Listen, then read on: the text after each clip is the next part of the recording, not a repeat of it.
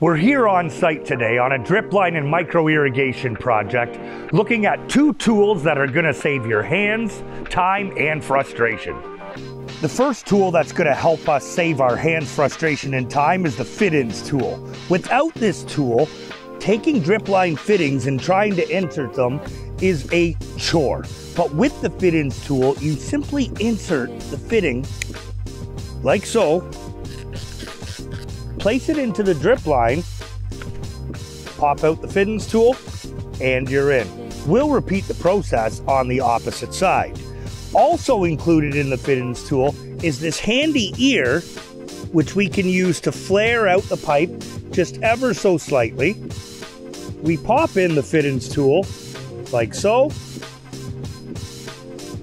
place it within our pipe, and that's a secure seal. Another hand, time, and frustration saving tool is the XM tool.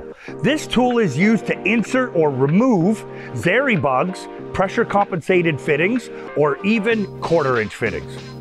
To use the XM tool, insert your emitter into the hole, take the bar bend, and you can place this into your poly pipe, your blank line, or your drip line. You'll want to squeeze the pipe here on the sides.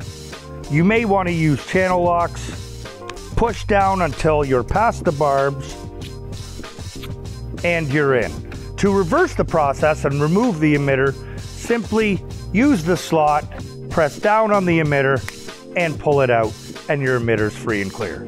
To pick up your fitins or XM tool, come on into SiteOne or see SiteOne.com.